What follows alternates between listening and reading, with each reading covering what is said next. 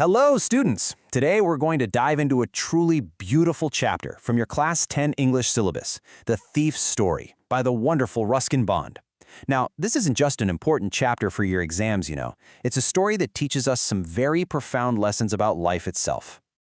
So, let's begin with a question that is really at the heart of this entire story. Just think about this for a moment. Can they truly be changed by simple kindness? I want you to keep this question in your mind as we explore the chapter together. Of course, the story is written by one of our most beloved authors, Ruskin Bond. He is a master storyteller, isn't it? He has this incredible ability to write about simple human emotions, about moral growth, and about characters who feel so real, just like people we might know. And this story is a perfect example of his amazing craft. To understand this chapter completely, we will go through it in 6 clear sections. First, we'll look at it as a story of human values. Then, we'll see how an unlikely friendship begins.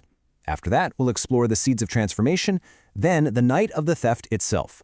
We'll pause at the thief's moment of choice, and finally, we'll discuss the big ideas, redemption, forgiveness, and the lessons for all of us. Okay, so let's dive into our first section.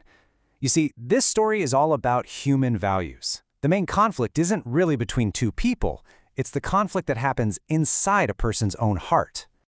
Now, it is very, very important to notice how the story is being told. It's in the first person. That means the narrator uses the word I. So who is this I? Well, it's the thief himself, a 15-year-old boy who calls himself Hari Singh. This is such a clever way to tell the story because it puts us right inside his mind. We get to hear his thoughts, his plans, and we can feel his confusion and his struggles directly. All right, let's move on and meet the two characters who are at the very center of this story. It's their relationship, this unlikely friendship, that really drives the whole plot forward. Just look at the difference between our two main characters here. It's a stark contrast, isn't it? On one hand, we have Hari Singh. He's just 15, but he's already an experienced thief. He's quite cunning, he's calculating, and he is uneducated. And on the other hand, there is Anil. He's about 25, a writer who doesn't have much money, but he is kind, simple, easygoing, and most importantly, he is very, very trusting. They are complete opposites, like night and day. And this line from the story is so important. Hari himself admits it. His plan is to rob Anil, but from the very beginning, he's surprised by just how trusting Anil is. You see, despite knowing nothing about Hari, Anil gives him a job, and he even gives him a key to his room. This single act of trust, it lays the moral foundation for everything that is going to happen next. So, let's see how this very unusual relationship starts to plant the seeds of change inside our young thief. This is where the story really starts to get deep, where we explore the bigger ideas. Now this is the real turning point. Anil doesn't just give Hari food and a roof over his head. No, he offers him something much more valuable, something priceless. He offers him an education. He begins by teaching Hari how to write his own name, and he promises that soon he will teach him to write whole sentences, and even how to add numbers. For a boy like Hari who has nothing, this opens up a completely new world. And Hari, he understands the power of this gift immediately. He realizes that if he can write like an educated man, he could achieve anything. He could earn respect, he could have a real life, a life far better and more valuable than anything he could get from stealing. This thought takes root in his mind, and it becomes so important later in the story. But you see, changing is not an easy thing. Transformation is not instant. Old habits, they die hard. So Hari continues his little acts of dishonesty. When Anil sends him to the market to buy groceries, Hari would keep about a rupee for himself every day. The story tells us that Anil probably knew about this, but he chose to ignore it. This just shows us how patient and understanding he was. And now we come to the most critical part of the story, the climax. This is the moment where Hari's inner conflict, his inner fight, reaches its peak. He has to finally choose between his old life of theft and the new life that Anil is offering him. So, one evening, Anil comes home with a bundle of notes. He's just sold a book to a publisher. Hari watches him tuck the money under his mattress. And for a thief like Hari, this is the perfect chance, a real theft. It's much bigger than the 1 rupee he takes every day. The old temptation becomes too strong, and he decides that tonight is the night.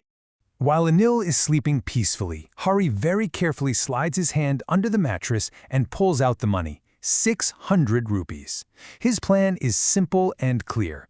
Run to the railway station, catch the 10:30 express train to Lucknow, and disappear from the city and from Anil's life forever.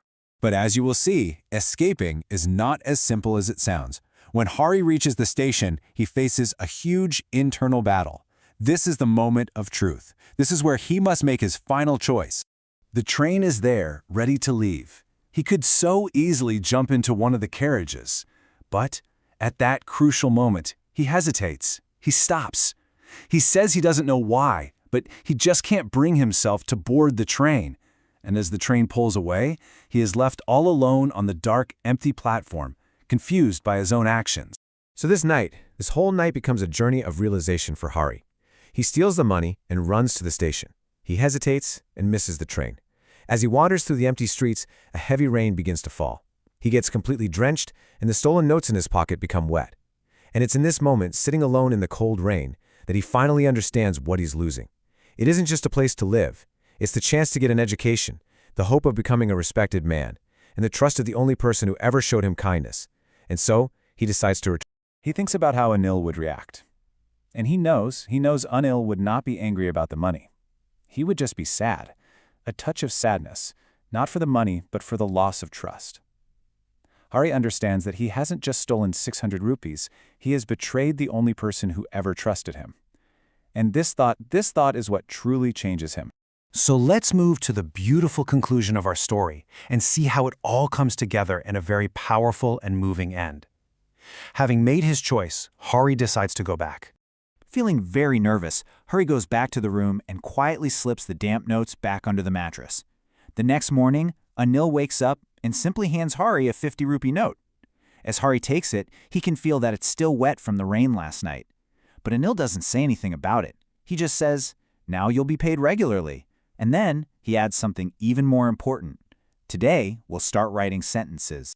That wet note is the proof. It's the silent proof that Anil knew everything.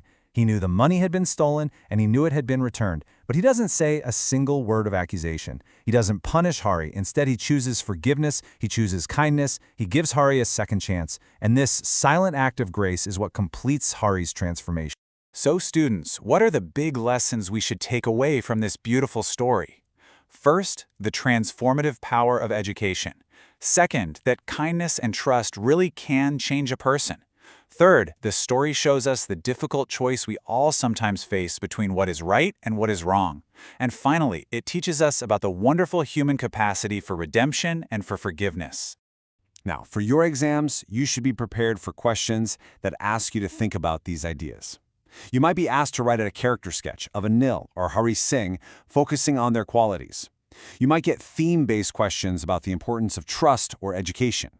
And you could also get value-based questions where you have to reflect on the moral lessons of this wonderful chapter. I hope this explanation has helped you understand and appreciate it even more.